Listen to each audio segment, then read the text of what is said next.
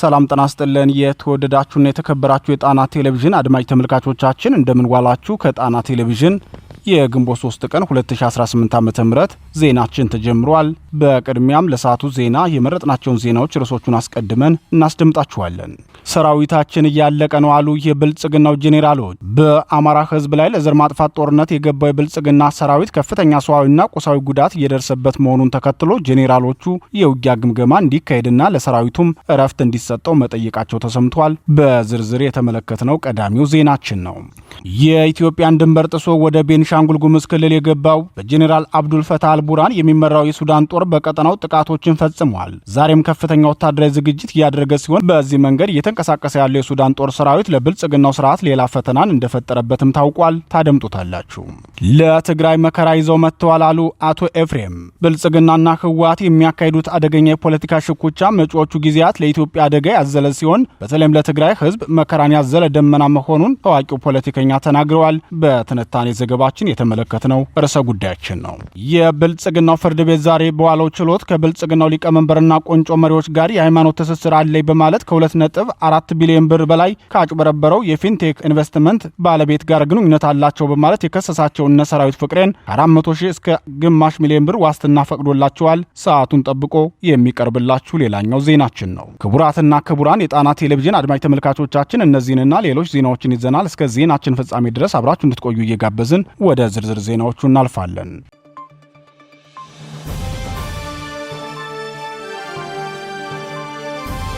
ሰራዊታችን እያለቀ ነው። ጄኔራሎቹ በአማራ ሕዝብ ላይ ለዘር ማጥፋት ጦርነት የገባው የብልጽግናው ሰራዊት ከፍተኛ ሰዋዊና ቁሳዊ ጉዳት እየደረሰበት መሆኑን ተከትሎ ጄኔራሎቹ የውጊያ ግምገማ እንዲካሄድና ለሰራዊቱም እረፍት እንዲሰጠው መጠየቃቸው ተሰማም። ሰራዊታችን ከፍተኛ ዋጋ እየከፈለና ሀገርም እየተጎዳች ስለሆነ የውስጥ ጦርነት ፖለቲካዊ መፍትሄ ይሰጠው ሲሉ የብልጽግናው ሰራዊት ምስራቅ እዝ ዋና አዛዡ ጄኔራል መሐመድ ተሰማ መናገራቸው ተሰምቷል። በምዕራብ ጎጃምና ደቡብ ጎንደር ዞኖች የገባውን የብልጽግናውን ሰራዊት እየመሩ የሚገኙት ጄኔራል መሐመድ ተሰማ በተደጋጋሚ ጊዜ ሰራዊታችን ጽንፈኛውን እያጸዳው ነው፣ በቅርቡ ተልኳችንን ጨርሰን ክልሉን እናስረክባቸዋለን የሚል መልእክት ሲሰጡ መቆየታቸው ይታወሳል። በተለይም ከፍኖተ ሰላም እስከ አዴትና ሜጫ በሚደርሰው የምዕራብ ጎጃም ቀጠና ባደረጓቸው የአዳራሽ ውይይቶች የብልጽግናውን ሰራዊት የግዳጅ አፈጻጸም ውጤታማነት ደጋግመው ተናግረው ነበር። በእሳቸው የውጊያ ግዳጅ አፈጻጸም ሪፖርት እምነት ያልደረበት የብልጽግናው ሰራዊትም ከፍተኛ የሰው ኃይል ስብስብ በማዋጣት የደቡብ ጎንደር ቀጠናን በተጨማሪነት እንዲመሩ ጄኔራሉ መድቧቸው ነበር። ከ20 ሺህ በላይ ተጨማሪ ሰራዊትና የሜካናይዝድ ኃይል ይዘው ወደ ደቡብ ጎንደር ቀጠና የገቡት የቀድሞ የአብዮታዊ ሰራዊት አባሉ ጄኔራል መሐመድ ተሰማ በቀጠናው የገጠማቸውን ወታደራዊ ሽንፈት ካሰቡት በላይ ሆኖባቸዋል። በስቴ አዲስ ዘመን አንዳቤትና እብና ዙሪያ ገብቶ የነበረው ሰራዊታቸው ከፋኖ ጋር ፊት ለፊት ተዋግቶ ከማሸነፍ ይልቅ በርካታ ንጹሃን መግደሉ በጦር ወንጀል የሚያስጠይቅ ነውር ፈጽሟል። አጽድቼዋለሁ ብለው ሪፖርት ያቀረቡት የምዕራብ ጎጃም ቀጠናም ቢሆን እንደገና ኃይሉን አደራጅቶ ለብልጽግናው ጦር ከባድ ፈተና ሆኖ ቀርቧል። ከትናንት በስቲያ በደቡብ ወሎ ዞን አምባሰል ወረዳ በተደረገው ውጊያ አንድ ሻለቃ ሙሉ የብልጽግና ሰራዊት ማለቁን በማስረጃ ተመልክተናል። እነዚህን ጨምሮ በሌሎችም ግንባሮች እየተደረጉ ያሉ ውጊያዎች የብልጽግናውን ሰራዊት ያዳከመው መሆኑን የተረዱት የብልጽግናው ሰራዊት ከወታደራዊ ውጊያው ባሻገር ያሉ መፍትሄዎችንም መንግስት ያስብባቸው የሚል ምክረ ሀሳብ ማቅረብ ጀምረዋል። ጄኔራል መሐመድ በሪፖርታቸው ጽንፈኛው በራሱ ድክመት እየተከፋፈለና እየተተራመሰ ከዚህ በተጨማሪም የጽንፈኛው መሪዎችና ደጋፊ ሚዲያዎቻቸው ከህወሓት ጎን መሰለፋቸው የአማራ ህዝብ ድጋፉን እንዲቀንስ እያደረጋቸው ነው። ያም ሆኖ መንግስት ጉዳዩን ከወታደራዊ አማራጭ በተጓዳኝ እንዲመለከተው መናገር እፈልጋለሁ። ምክንያቱም ይህ ሰዓት ለጽንፈኛው ከባድ ጊዜ ነው። የህዝብ ድጋፍ እየቀነሰና የውስጥ ትርምሱም እያደገ ስለሆነ መንግስት ይህንን አጋጣሚ ሊጠቀምበት የሚችልበት ትክክለኛ ጊዜ ነው ሲሉ የውጊያ ሪፖርትና የህዝብ አስተያየት ግምገማ አስተያየታቸውን ሰጥተዋል። ብልጽግና ወደ አማራ ክልል ሰራዊቱን ሲያስገባ በ2 ሳምንት ውስጥ ኦፕሬሽኑን ለማጠናቀቅ እንደነበር አይዘነጋም። ሆኖም ከአማራ ህዝብ የገጠመው ፈተና ካሰበው በላይ በመሆኑ ተደጋጋሚ የሰራዊት ጭማሪና የሎጂስቲክ እንቅስቃሴ በማድረግ ኃይሉን ለማጠናከር ሞክሮም ነበር። ከእነዚህ ጥረቶቹ በተጓዳኝም በሰርጎ ገብና እጃቸውን በሚሰጡ የፋኖ መሪዎች የፋኖን ትግል ለመጥለፍም ጥረት አድርጎ ነበር። እነዚህ ሁሉ ጥረቶቹ ውጤት ሊያመጡለት ያልቻለ ቢሆንም በዚህ ሰዓት ግን የፋኖ መሪዎች በሚፈጽሙ ስህተት በአመራር ድክመትና በኃይል አሰላለፍ ልየታ ችግር ምክንያት የብልጽግና እቅድ እንዲሳካለት ተባባሪ ሆነውለታል ሲሉ ተንታኞች ይናገራሉ። ህወሓት ወደ ጦርነት ለመግባት ዝግጅቱን ማጠናቀቁን ከገለጸ በኋላ የመጀመሪያ እቅዳችን በጠላቶቻችን የተወረረብንን ግዛታችንን ማስመለስ ነው ብሎ መናገሩ ይታወሳል። ህወሓት በዚህ ደረጃ የአማራን ህዝብ ጠላት ብሎ በአደባባይ እየገለጸ ባለበትና የአማራ ርስቶችንም መልሶ በወረራ ለመያዝ ያለውን ፍላጎት በሚገልጽበት ሁኔታ አንዳንድ የአማራ ፋኖ ብሔራዊ ንቅናቄ መሪዎች የህወሓት አጋር መሆናቸውን በተግባር በዝምታና በሚዲያዎቻቸው በኩል በመግለጽ ተባባሪነታቸውን አሳይተዋል። ይህ ሁኔታ ደግሞ የአማራን ህዝብ ከማስከፋቱን ባለፈ በትግሉ መሪዎች ላይ እምነቱን እንዲያነሳና በግልጽም የፋኖ መሪዎችን እንዲታገላቸው የሚያደርግ ነው። ጄኔራል መሐመድ ተሰማ ለብልጽግናው መሪዎች ያቀረቡት መፍትሄ አመላካች ሪፖርታቸውም ይህን ታሳቢ ያደረገ መሆኑን ወታደራዊ ምንጮቻችን ተናግረዋል። ከጄኔራል መሐመድ ተሰማ በተጨማሪም የሰሜን ምዕራብ ዕዝ አዛዡ ጄኔራል ብርሃኑ በቀለ በዳዳ፣ የሰሜን ምስራቅ ዕዝ አዛዡ ጄኔራል አሰፋ ቸኮልና ሌሎች ወታደራዊ አዛዦችም ይህንን ሀሳብ ማስተጋባታቸውን ምንጮቻችን ገልጸዋል።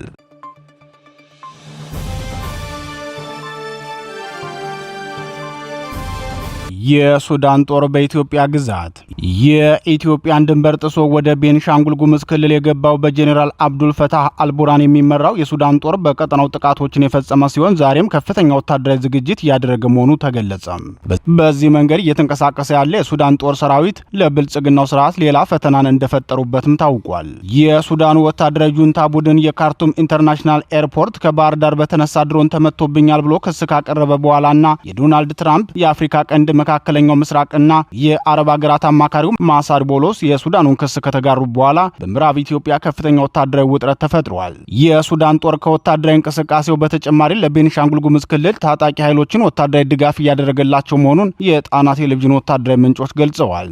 ለጉሙዝ ታጣቂዎች ተከታታይ ድጋፍ ማድረጉ የተገለጸው የአልቡራን ጦር ወታደራዊ ፓትሮል ተሽከርካሪ፣ ዲሽቃ፣ ሞርተርና ሌሎች የቡድንና የነፍስ ወከፍ መሳሪያዎችን ለቤኒሻንጉል ጉሙዝ ክልል ታጣቂዎች ድጋፍ ማድረጉ ተሰምተዋል። ከጉሙዝ አማጺ በተጨማሪም የህወሓትን ታጣቂዎችና የኦነግ ሰራዊትንም እያስታጠቀ ሲሆን ሌሎች ኃይሎችም በዚህ የሱዳን ጦር ድጋፍ የፓኬጁ አካል እንደሚሆኑ ሚድል ኢስት ዘግቧል። ከሱዳን ጦር ድጋፍ የተደረገላቸው የጉሙዝ ታጣቂዎች የቡድን መሳሪያዎችን ታጥቀው ከፍተኛ ወታደራዊ ዝግጅት እያደረጉ ሲሆን በዚህ የተነሳም በቀጠናው የሚኖሩ የአማራ ተወላጆች በከፍተኛ ስጋት ውስጥ መሆናቸው ታውቋል። የሱዳንን መንግስት ሁለንተናዊ ድጋፍ የሚያደርግለት የግብጽ መንግስት በዋናነትም በአማራ ህዝብና ርስቶች ላይ የሚፈጸምን ጥቃት አጠናክሮ እንደሚቀጥል መግለጹን ተከትሎ የጉሙዝ አማጺም ሆነ የሱዳን ጦርና የህወሓት ታጣቂዎች በዚህ መንገድ ከፍተኛ ሎጂስቲክስ እየቀረበላቸው መሆኑን ወታደራዊ ምንጮቻችን ገልጸዋል። የጉሙዝ አማጺ ቡድን ታጣቂ መሪ አደም ሱሌማን የተባለ የቀድሞ የአጋዚ ኮማንዶ አባል የነበረ ሲሆን በአሁኑ ወቅት በቤኒሻንጉል ጉሙዝ ክልል በርካታ ህገወጥ ታጣቂዎችን እያሰለጠነ እንደሚገኝ ታውቋል። ይህ የወትሮ የአጋዚ ኮማንዶ አባልና የአሁኑ የጉሙዝ ታጣቂዎች መሪ ከህወሓት የቀድሞ ወታደራዊ አዛዦች ጋር በመሆን ከሱዳን በሚያገኘው ድጋፍ ታጣቂዎችን እያሰለጠነ እያደራጀና እየመራ ይገኛል። የዚህ የታጣቂ ቡድን ግብም የመተከልና የጃዊ አማራዎችን ማፈናቀል ሲሆን ለዚህ ዓላማው ከህወሓት ከኦነግና ከብልጽግና ያልተቋረጠ ድጋፍ ሲደረግለት መቆየቱ ይታወቃል። የዚህ ታጣቂ ቡድን አባላትም በዛሬው ዕለት ሌሊት ብርጌድ 16 ከተባለ የአልቡራን ጦር ጋር ጥምረት ፈጥረው በአካባቢው በሚገኘው የብልጽግና ጦር ላይ ውጊያ መክፈታቸው ተነግሯል። ወታደራዊ ምንጮች ለጣና ቴሌቪዥን እንደገለጹት በቤኒሻንጉል ጉሙዝ ክልል ሸርቆሌ ወረዳ በተደረገ ውጊያ አንድ የክልሉ ሚሊሻ ሲገደል 4 ያሉ ቆስለዋል። በተኩስ ልውውጡ የደረሱ ጉዳቶች በዝርዝር ባይታወቁም አንድ የሸርቆሌ ወረዳ የፖሊስ አባል ታጣቂዎችን መቀላቀሉም ተሰምተዋል። በቀጠናው የሚገኘው የብልጽግናው ፌዴራል ፖሊስ ፈጥኖ ደራሽ ኃይል ድጋፍ መጠየቁን ተከትሎ በርካታ ወታደራዊ ተሽከርካሪዎች ከአሶሳ ተነስተው ወደ ሸርቆሌ አቅጣጫ መንቀሳቀሳቸው ተነግሯል። ወታደራዊ ድጋፉ በዳቦስ ወታደራዊ ካምፕ ውስጥ ለሚገኘው የፈጥኖ ደራሽ ኃይል መሆኑን ምንጮቻችን ጨምረው ገልጸዋል። የሱዳን ጦር በአሶሳና አካባቢው የድሮን አሰሳ እያደረገ እንደሚገኝ የገለጹት የዓይን እማኞች በብልጽግናው በኩል ምንም አይነት ምላሽ አለመሰጠቱንም ገልጸዋል።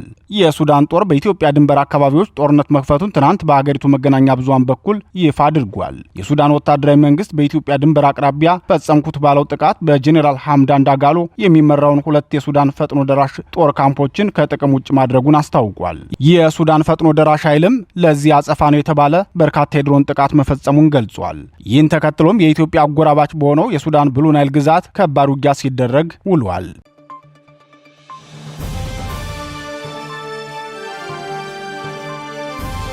ለትግራይ መከራ ይዘው መጥተዋል። አቶ ኤፍሬም የብልጽግናው ስርዓትና ህወሓት የሚያካሂዱት አደገኛ የፖለቲካ ሽኩቻ መጪዎቹ ጊዜያት ለኢትዮጵያ አደጋን ያዘለ ሲሆን በተለይ ለትግራይ ክልል ህዝብ መከራን ያዘለ ደመና መሆኑን የፖለቲካ ተንታኙ ኤፍሬም ማዴቦ ገልጸዋል። አንጋፋው ፖለቲከኛ ኤፍሬም ብልጽግና ጠብ አይመርጥም፣ ከግለሰብ እስከ ህዝብና ጎረቤት ሀገርም ጋር የሚላተም ጠብ ያለች በዳቦ መሆኑን በተነተኑበት ጽሁፋቸው የአብይ አህመድ መንግስት ወደ ስልጣን ከመጣ በኋላ በነበሩት ባለፉት 8 ዓመታት ውስጥ ኢትዮጵያ ከአንድ ትልቅ ችግር ወደ ሌላ በአይነቱ በስፋትና በጥልቀቱ የከፋ ወደሆነ ችግር ውስጥ እየተንከባለለች የምትገባ አገር ሆናለች። በጣም የሚያሳዝነውና የሚያሳስበው ኢትዮጵያ ያለማንም ከልካይ ከድጡ ወደ ማጡ እየገባች ያለች አገር መሆኗ ብቻ ሳይሆን ሆን ብሎ ችግርን እንደ መልካም አጋጣሚ እየጠቀመና ከየትም እየጎተተ የሚያመጣው የራሷ መሪ መሆኑ ነው። አብይ አህመድ ግጭት ውስጥ የሚገባው የኢትዮጵያን ድንበር ጥሰው ከገቡ የውጭ ኃይሎች ጋር ሳይሆን ከጎረቤት አገሮች ጋርና እዚሁ አገር ቤት ውስጥ ከክልሎች ከታጠቁ ኃይሎች ከታዋቂ ግለሰቦችና ህገ መንግስታዊ መብታቸውን ተጠቅመው ሐሳባቸውን ከሚገልጹ ኃይሎች ሁሉ ጋር ነው ብለዋል። በኦሮሚያ ክልል በዋናነት በኦሮሞ ነጻነት ሰራዊት ኦላና በፌዴራልና በክልል የጸጥታ ኃይሎች መካከል የሚካሄደው በመሳሪያ የታገዘ ግጭት በክልሉና በአጠቃላይ በኢትዮጵያ ላይ ከፍተኛ ኪሳራ እያስከተለ ይገኛል። ይህ ዝምተኛው ጦርነት በመባል የሚታወቀውና በትግራይና በአማራ ክልል በሚካሄዱ ስር የሰደዱ ግጭቶች የተነሳ ትኩረት የተነፈገው ጦርነት ዘርፈ ብዙ ፖለቲካዊ፣ ኢኮኖሚያዊና ማህበራዊ ቀውሶችን ፈጥሯል። አማራና ኦሮሚያ ክልል የሚካሄደው ጦርነትና ትግራይ ውስጥ ከቀን ወደ ቀን እየተባባሰ የሚካሄደው የፖለቲካ ቀውስ የሀገሪቱ የሰው የገንዘብና የቁሳቁስ ሀብት ለጦርነት ማካሄጃ እንዲሆን በማድረግ ለኢትዮጵያ የዕዳ ጫናና የውጭ ብድር ፍላጎት መጨመር ምክንያት ሆኗል። አማራ ክልል 4178 ትምህርት ቤቶችና ከ120 በላይ የጤና ተቋሞች፣ ኦሮሚያ ክልል ወደ 6000 የሚጠጉ ትምህርት ቤቶችና ከ1000 በላይ የጤና ተቋማት፣ ትግራይ ክልል ደግሞ 2250 ትምህርት ቤቶች፣ 24 ሆስፒታሎችና ከ700 በላይ የጤና ማዕከሎች ጉዳት ደርሶባቸዋል። በሶስቱ ክልሎች ውስጥ 6 ሚሊዮን ህጻናት ከትምህርት ቤት ውጭ ሲሆኑ ከ6 ሚሊዮን በላይ ዜጎች ከሚኖሩበት አካባቢ ተፈናቅለዋል። የሰብአዊ መብት ጥሰትን በተመለከተ እንደ አምኒስቲ ኢንተርናሽናልና የሰብአዊ መብት ጥበቃን የመሳሰሉ ድርጅቶች ትግራይ፣ አማራና ኦሮሚያ ክልሎች ውስጥ ከህግ ውጭ የሆኑ ግድያዎችን፣ የጅምላ እስራቶችንና ጾታዊ ጥቃቶችን በተደጋጋሚ ሪፖርት አድርገዋል። እነዚህ ከላይ የተጠቀሱት አማራ፣ ትግራይና ኦሮሚያ ክልሎች ውስጥ የሚታዩት የተለያዩ ችግሮች በአጠቃላይ ስለ ኢትዮጵያ የሚናገሩት አንድ ትልቅ እውነት አለ። እሱም ኢትዮጵያ የህልውና አደጋ ከገጠማቸው አገሮች ውስጥ አንዷ መሆኗን ነው። የዚህ አንዱ ማሳያ ደግሞ ከሀገሪቱ ህዝብና ከቆዳ ስፋት ከግማሽ በላይ የሚሆነው በጦርነት ቀጠና የሚገኝ መሆኑ ነው። ባለፉት 6 ወራት ኢትዮጵያ የጄኔራል ሐምዳን ዳጋሎ ኃይሎች ቤኒሻንጉል ጉሙዝ ውስጥ ማሰልጠን ጀምራለች የሚል ክስ ከብዙ አካባቢዎች ተሰምቷል። ከሰሞኑ ደግሞ ሱዳን ከኢትዮጵያ የመጣ አውሮፕላን ግዛቴ ውስጥ ገብቶ ጥቃት ፈጽሟል የሚል ክስ ካሰማች በኋላ በሁለቱ ሀገሮች መካከል የሚታየው ውጥረት እየጨመረ መምጣቱና ሱዳን በገዳሪፍ፣ በገላባት፣ በአልፋሽጋና አካባቢዎች ጦሯን ወደ ኢትዮጵያ ድንበር እያስጠጋች እንደሆነ ተዘግቧል። የሱዳን መንግስት ባለፈው ማክሰኞ የኢትዮጵያ ኤምሬት ጥቃት ብሎ የጠራው ኃይል በካርቱም አውሮፕላን ማረፊያ ላይ ላደረሰው ጉዳት አስፈላጊውን አጸፋዊ እርምጃ መውሰድ የተፈጥሮ መብቱ እንደሆነ አጽንኦት ሰጥቶ ተናግሯል። የአብይ አህመድ መንግስት ከተከታታይ የኢትዮጵያ መንግስታት በተለየ መልኩ በዙሪያችን ካሉ ጎረቤት ሀገሮች ጋር በሆነው ባልሆነው ሲላተም ይታያል። ባለፉት 18 ወራት አንዴ የባህር በር አንዴ የባህር ኃይል በሚል ሰበብ ከሶማሊላንድ፣ ከሶማሊያ፣ ከጅቡቲና ከኤርትራ ጋር ፍጥጫ ውስጥ ገብቶ ኢትዮጵያን ያለ ጠባይዋ ጠባጫሪ አገር አድርጓታል። ይህ የአብይ አህመድ መንግስት ከጎረቤት ሀገሮች ጋር የገባው ፍጥጫ ታሪካዊ ጠላቶቻችንን ጨምሮ የሌሎች ሀገሮችንም ትኩረት እየሳበ በመሆኑ ሁኔታው ከኢትዮጵያ አልፎ የአፍሪካ ቀንድን ትልቅ ውጥረት ውስጥ ይዞ እየገባ ነው። ትግራይ ውስጥ የሚታየው የስልጣን ሽሚያ፣ በትግራይ በህወሓት ከፍተኛ አመራሮች መካከል እየታየ ያለው ክፍፍልና የስልጣን ሽኩቻ፣ በተለይ ከሰሞኑ በእነ ደብረ ጽዮን የሚመራው አንጃ የክልሉን ፕሬዝዳንት ጽህፈት ቤት በኃይል መቆጣጠሩ የክልሉን መጻኢ የፖለቲካ ዕድል ያጨለመና የፕሪቶሪያው የሰላም ስምምነት ግብዓተ መሬት መፈጸሙን ያረዳ እጅግ በጣም አደገኛ ክስተት ነው። ይህን ጉዳይ በተመለከተ የአብይ አህመድ መንግስት ከህግ ውጭ የሚደረግን እንቅስቃሴ አልታገስም የሚል ጠንከር ያለ ማስጠንቀቂያ ሰጥቷል። ሆኖም መንግስት እነ ጄኔራል ጻድቃን የሚገኙበትን የጌታቸው ረዳን ቡድን በይፋ እየደገፈ የነ ደብረ ጽዮንን እንቅስቃሴ ህገወጥ ብሎ መፈረጁ ሽኩቻው የሁለትዮሽ ብቻ ሳይሆን የፌዴራልና የክልል ጉዳይ እንዲሆን አድርጎታል። በህወሓት ውስጥ ስር እየሰደደ የመጣው የስልጣን ሽኩቻ እንደ ቀላልና በአንድ ፓርቲ ውስጥ እንደሚታይ ልዩነት መታየት የለበትም። ሽኩቻው ለክልሉም ሆነ በአጠቃላይ ለሀገሪቱ ከፍተኛ የፖለቲካ ዕዳ ይዞ የሚመጣ ክስተት ነው። ይህ ሽኩቻ የሚከተሉትን ትልልቅ የፖለቲካ ጦሶች ይዞ ሊመጣ ይችላል። አንደኛ፣ የፕሪቶሪያው የሰላም ስምምነት ግብዓተ መሬት መፈጸሙ። የፕሪቶሪያው የሰላም ስምምነት የተፈረመው በፌዴራል መንግስትና በህወሓት መካከል ነው። አሁን ህወሓት ለሁለት መከፈሉ ስምምነቱን ተግባራዊ የሚያደርገውና ተጠያቂ የሚሆነው አካል ማን ነው የሚል ጥያቄ ያስነሳል። ይህ መከፋፈል የፌዴራል መንግስቱ ስምምነቱን ወደ ጎን እንዲተወው ወይም ለራሱ በሚመቸው መንገድ እንዲተረጉመው እድል ሊሰጥ ይችላል። ይህ ደግሞ ደግሞ በቅርቡ አብይ አህመድ የፕሪቶሪያው ስምምነት የፈረሙት ሰዎች ከኛ ጋር ናቸው ብሎ ሲናገር የታየ አደባባይ እውነት ነው። ሁለተኛ የመልሶ ማቋቋምና የልማት ስራዎች መስተጓጎል። በጦርነቱ ለተጎዳው የትግራይ ህዝብ ቅድሚያ የሚሰጠው ጉዳይ መልሶ መቋቋም፣ የሰብአዊ እርዳታና የፈራረሱ መሰረተ ልማቶችን መጠገን ነበር። ነገር ግን አመራሩ በስልጣን ፍጥጫ ላይ በመጠመዱ የህዝቡን መሰረታዊ ጥያቄዎች ችላ እንዲል አድርጎታል። ለጋሾችና ዓለም አቀፍ የእርዳታ ድርጅቶች በክልሉ አስተማማኝና አንድነቱ የተጠበቀ መዋቅር ከሌለ እርዳታና ኢንቨስትመንት ይዘው ለመምጣት ይፈራሉ። ሶስተኛ የጸጥታና የደህንነት ስጋት። በትግራይ ውስጥ የሚገኙ የታጠቁ ኃይሎችና የጸጥታ መዋቅሮች በሁለቱ ቡድኖች መካከል የማን ወገን እንሁን በሚል ሊከፈሉ ይችላሉ። ይህ ደግሞ አንደኛ በክልሉ ውስጥ የህግ የበላይነት እንዲላላ ያደርጋል። ሁለተኛ ክልሉን ለእርስ በርስ ግጭትና መተላለቅ ያጋልጣል። ሶስተኛ የድንበር አካባቢዎችን ጥበቃ በማላላት ለውጭ ጥቃት ወይም ለጎረቤት ሀገራት ጣልቃ ገብነት በር ይከፍታል። አራተኛ የዲሞክራሲያዊ ሽግግር ተስፋ መሟጠጥ። የትግራይን ህዝብ ጨምሮ አብዛኛው ኢትዮጵያዊ ጦርነቱ በፕሪቶሪያው የሰላም ስምምነት ከተቋጨ በኋላ ትግራይ ውስጥ የተሻለ የፖለቲካ ምህዳርና ብዝሃነት ይመጣል የሚል ተስፋ አድርጎ ነበር። ሆኖም አሁን ያለው ፍጥጫ በሀሳብ ልዩነት ላይ የተመሰረተ ሳይሆን በስልጣንና በጥቅማ ጥቅም ላይ ያተኮረ በመሆኑ የትግራይ ህዝብ በፖለቲካው ላይ ያለውን እምነት እንዲያጣና ተስፋ እንዲቆርጥ አድርጎታል። ትግራይ ውስጥ የሚታየው የስልጣን ሽኩቻ የፌዴራል መንግስቱ በክልሉ ጉዳይ ጣልቃ እንዲገባና የራሱን ፍላጎት የሚያስፈጽምለትን ቡድን እንዲደግፍ በር ይከፍትለታል። ይህ ደግሞ በትግራይ ህዝብ ዘንድ የራሳችንን እድል በራሳችን የመወሰን መብታችን ተሸርሽሯል የሚል ቅሬታ ዳግም እንዲቀሰቀስ ያደርጋል። የብልጽግናው ስርዓት ከህወሓት ከፋኖና ከሸኔ ጋር ብቻ ተዋግቶ አልወጣልህ ያለው የጦርነት መንፈሱ ከግለሰቦች ጋርም እየተላተመ መሆኑን የገለጹት አቶ ኤፍሬም ማዴቦ አርቲስት ቴዎድሮስ ካሳሁን ቴዲ አፍሮ ኢትዮሪካ የተሰኘውን አልበሙን ባለፈው ሚያዝያ ወር መጀመሪያ አካባቢ ካወጣ በኋላ በአርቲስቱና መኖር ከፈለጋችሁ አፋችሁን ዝጉ በሚለው በመንግስት መካከል ያለው ውጥረት አዲስ ምዕራፍ ላይ ደርሷል። የኢትዮሪካ አልበም በተለቀቀ በቀናት ውስጥ ከ100 ሚሊዮን በላይ ተመልካች በማግኘቱ የተደናገጠው የአብይ አህመድ መንግስት አርቲስቱና በዙሪያው ያሉትን ወዳጆቹን ማሳደዱን ቀጥሎበታል። ቴዲ አዲስ ባወጣው አልበሙ ውስጥ ከተጫወታቸው ሙዚቃዎች ውስጥ በተለይ ዳስጣል ወይም አንሳው የተሰኘው ዘፈን ኢትዮጵያ ውስጥ የሚፈጸመውን ግፍና መከራ በግልጽ አፍ አውጥቶ የሚናገር የጥበብ ስራ በመሆኑ መንግስት ኢትዮሪካ ብቻ ሳይሆን የትኛውም የቴዲ አፍሮ ሙዚቃ በመገናኛ ብዙሃንም ሆነ በሙዚቃ ቤቶችና በምሽት መዝናኛ ቦታዎች እንዳይከፈት ጥብቅ ማስጠንቀቂያ ከመስጠቱ ባሻገር የቴዲ ሙዚቃ ሰማችሁ በሚል ወጣቶችን ከየአደባባዩ እያፈሰ ወደ እስር ቤት አግዟል ሲሉ ድህረ ሁነቱን ያብራራሉ። የአብይ አህመድ መንግስት ከቴዲ ከገመዲ አብዲና ከአባዲ ጋር ችግር ውስጥ ገብቶ ኢትዮጵያን በቀላሉ የማትወጣው መቀመቅ ውስጥ ይዟት እየገባ ነው።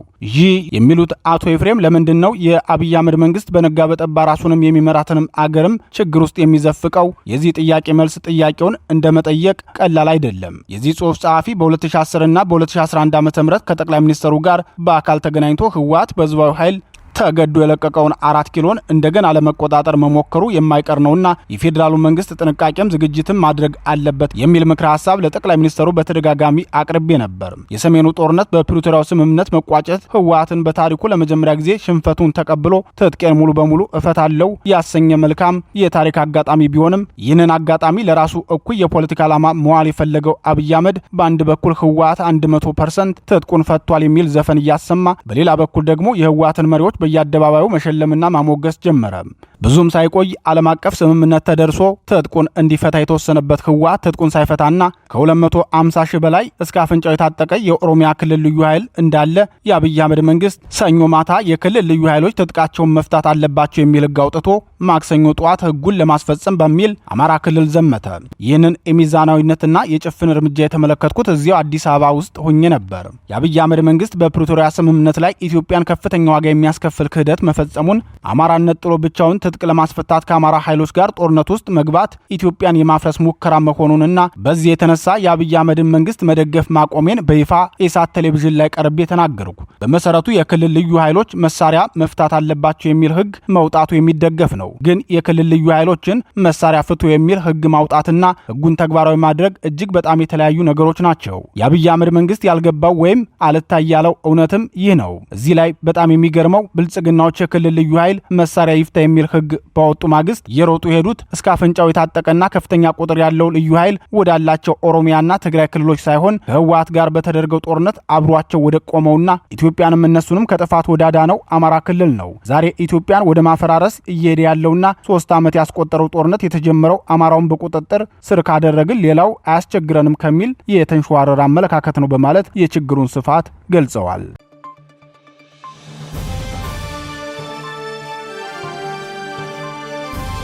እነ ሰራዊት የግማሽ ሚሊዮን ብር ዋስትና ተፈቀደላቸው።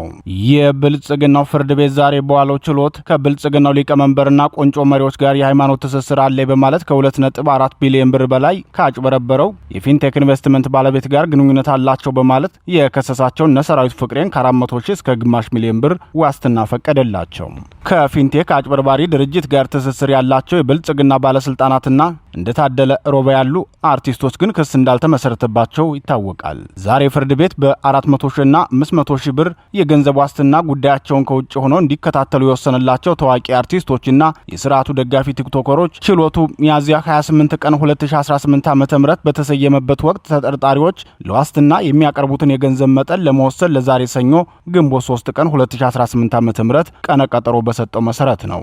በፊንቴክ ኢንቨስትመንት የማጭበርበር ወንጀል ተጠርጥረው በቁጥጥር ስር ውለው የነበሩ ታዋቂ አርቲስቶችና የብልጽግናው ሊቀመንበር እሞትለታለሁ እያሉ በአደባባይ ድጋፋቸውን ሲሰጡ የነበሩ ቲክቶከሮች የዋስትና መብታቸው እንዲከበር የብልጽግናው ፌዴራል ከፍተኛ ፍርድ ቤት የልደታ ምድብ ችሎት በወሰነው መሰረት እያንዳንዳቸው ከ400 ሺህ እስከ 500 ሺህ ብር በሚደርስ የገንዘብ ዋስትና ከስር እንዲፈቱ ትእዛዝ ሰጥቷል።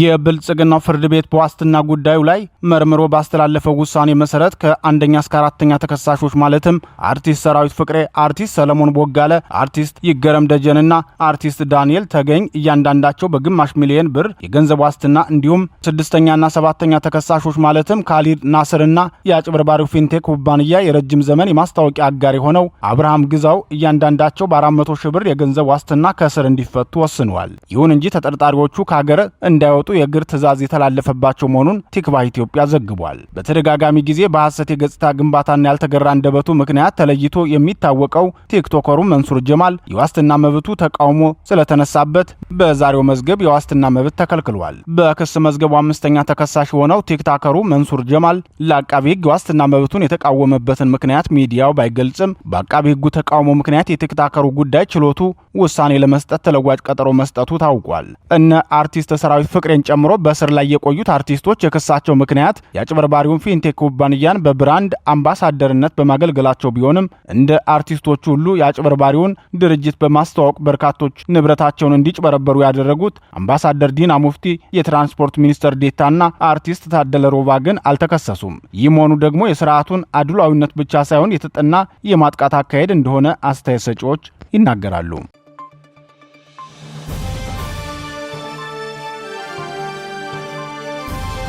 የተወደዳችሁና የተከበራችሁ የጣና ቴሌቪዥን አድማጭ ተመልካቾቻችን የሰዓቱ ዜናችን የተከታተላችሁትን ይመስል ነበር። በምሽቱ ጣና ዜና ወጃችን እስከምንገናኝ በዚሁ ተሰናበትን። ጤና ይስጥልን።